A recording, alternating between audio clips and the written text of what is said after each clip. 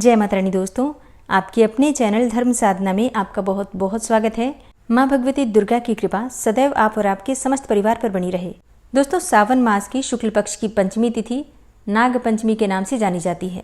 शास्त्रों के अनुसार इस दिन अगर नागों की उपासना की जाती है, सर्पों की पूजा की जाती है, तो काल सर्पदोष जैसे महादोष से भी मुक्ति मिल जाती है। साथ ही सर्पदंश का भय भी नहीं रहता। नाग पंचमी के दिन नाग अनंत, वासुकी, शेष, पद्म, कंबल, शंखपाल, कालिया, तक्षक का ध्यान करते हुए नाग प्रतिमा की पूजा की जाती है।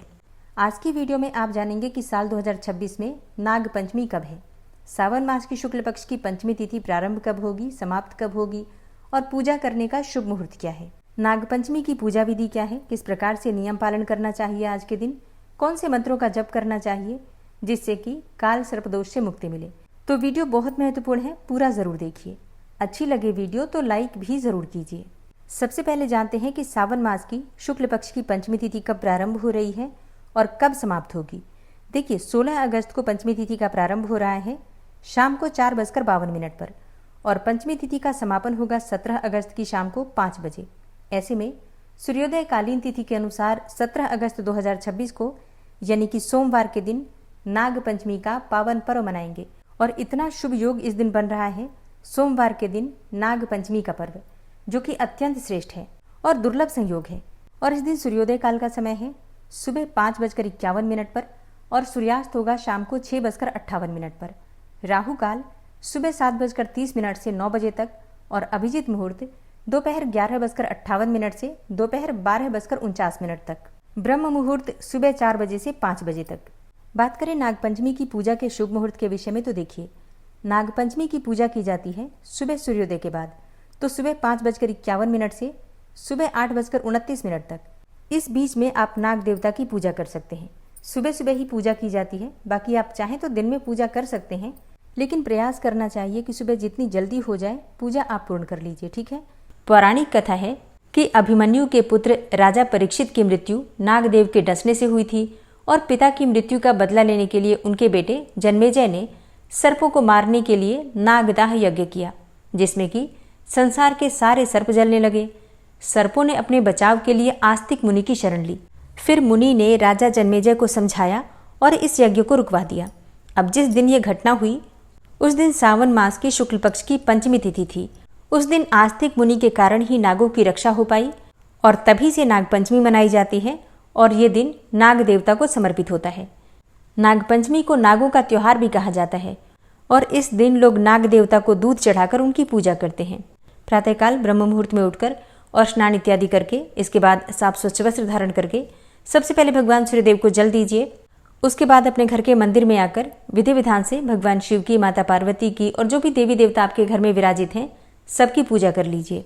फिर एक चौकी पर सफेद वस्त्र बिछाकर उसी पर नाग देवता की तस्वीर या फिर मूर्ति जो भी आपके पास है स्थापित करके विधि विधान से पूजा कर लीजिए। अब एक और चीज़ आपको ध्यान रखना है, आपके पास नाग देवता की तस्वीर नहीं हो सकती है तो ऐसे में आप क्या करेंगे, भगवान शिव की अगर फोटो है, शिवलिंग है तो उनके ऊपर तो नाग देवता रहते ही हैं, आप उनकी पूजा कर लीजिए तो नाग देवता की पूजा उनके साथ ही हो जाएगी। इसलिए भगवान शिव की आराधना आज करनी चाहिए क्योंकि भगवान शिव के मस्तक पर नाग देवता विराजित होते हैं। जब हम शिवलिंग का अभिषेक करते हैं, पूजन करते हैं तो नाग देवता की पूजा भी हो जाती है। घर के आसपास शिवालय है तो वहां जाकर भी पूजा कर सकते हैं, नहीं तो अपने घर में भी कर सकते हैं। वैसे नाग पंचमी की पूजा की बहुत सारी अलग अलग विधियां होती हैं, क्षेत्रों के अनुसार, अपने घर के अनुसार, परिवार के अनुसार, जो भी परंपरा हो आपके यहाँ की उसके अनुसार आप पूजा कर सकते हैं।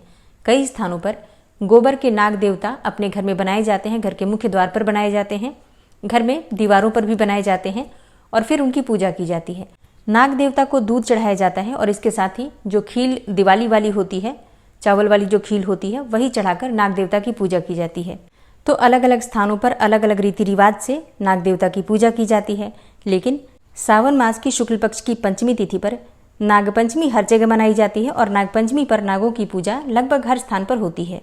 ऐसा कहा जाता है कि नाग देवता की पूजा करने से पापों का नाश हो जाता है, मनोकामना पूरी होती है और इसके साथ ही काल सर्पदोष से मुक्ति मिल जाती है।